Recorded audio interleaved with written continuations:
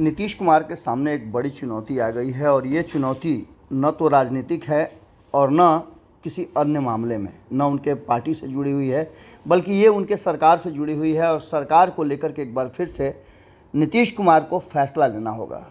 कहा यह जा रहा है कि जैसे ही तेजस्वी यादव पर चार्जशीट दाखिल हुआ, वैसे ही नीतीश कुमार के सामने एक विकट समस्या आ गई और इस समस्या का हल नीतीश कुमार कैसे निकालेंगे वो अब चर्चा का विषय बन गया है। हालांकि एक तरफ ये भी कहा जा रहा है कि जो कुछ भी हुआ है वो भारतीय जनता पार्टी के दबाव में हुआ है और जांच एजेंसियां जो इस तरह से प्रभावित हो रही हैं उसके पीछे भारतीय जनता पार्टी 2024 के लिए अपने ताकत का दुरुपयोग कर रही है। लेकिन इन सब बातों के साथ साथ अब जबकि तेजस्वी यादव उनके साथ साथ और 16 लोगों पर चार्जशीट दाखिल हो गया है, तो ये चर्चा और ज़्यादा खास हो गई है कि इसके बाद क्या कुछ होने वाला है। आपको बता दें कि एक तरफ जहां चर्चा ये चल रही है कि तेजस्वी यादव को बर्खास्त करना पड़ेगा, तो वहीं दूसरी तरफ आपको बताएं कि इस मामले में राष्ट्रीय जनता दल और जनता दल यूनाइटेड की तरफ से जो बयान आए हैं, कल हमने आपको बताया कि इन बयानों में साफ कहा जा रहा है कि कहीं ना कहीं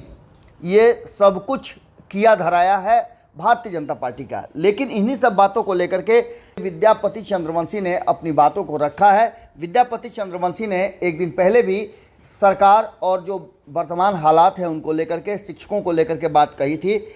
आज उन्होंने जब बात अपनी रखी तो उन्होंने स्पष्ट कहा कि ये कहना गलत होगा कि जांच एजेंसियां प्रभावित हो रही हैं किसी के द्वारा, बल्कि बिना सबूत के कोई भी किसी पर कोई आरोप नहीं लगा सकता और ये आरोप कोई नए नहीं हैं बल्कि बहुत पुराने हैं।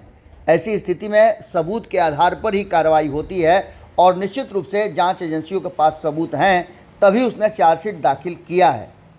ऐसी बातों को लेकर के अब चर्चाएं दो तरफा होने लगी हैं। एक तरफ पूरे मामले को लेकर के कहा यह जा रहा है कि भारतीय जनता पार्टी 2024 के चुनाव की तैयारियों को लेकर के ये सब कर रही है, तो वहीं आपको बता दें कि सीबीआई के क्रियाकलाप को सही भी ठहराया जा रहा है। सुनिए क्या कहा है विद्यापति चंद्रवंशी ने। जब सीबीआई और ईडी लगातार छापा मार रही थी तो विपक्षी दलों का ये कहना था कि सीबीआई और ईडी का दुरुपयोग किया जा रहा है।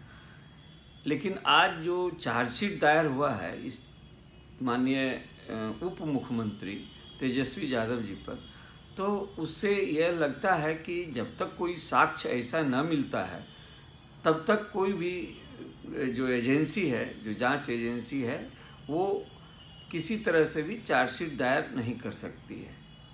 देखिए, सबसे महत्वपूर्ण विषय यह है कि ये जो चार्जशीट दायर हुआ है इसमें जो नौकरी है, नौकरी के बदला ज़मीन मकान लेने का जो एक मामला ये सीबीआई ने इस पर चार्जशीट दायर किया है, इसमें जो विषय है वो ये है कि नौकरी आखिर किसकी थी।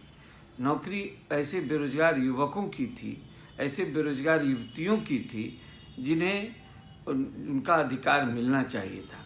लेकिन ये क्या हुआ, ये आज जो सीबीआई ने चार्जशीट दायर किया है उसमें सीबीआई ने जो आरोप लगाया है उससे तो यह लग रहा है कि नौकरी जो वास्तविक हकदार थे उन्हें नहीं दे करके, ज़मीन लेकर के, मकान लेकर के नौकरी ऐसे लोगों को दिया जो पैसे वाले लोग हैं, जो आर्थिक रूप से संपन्न हैं।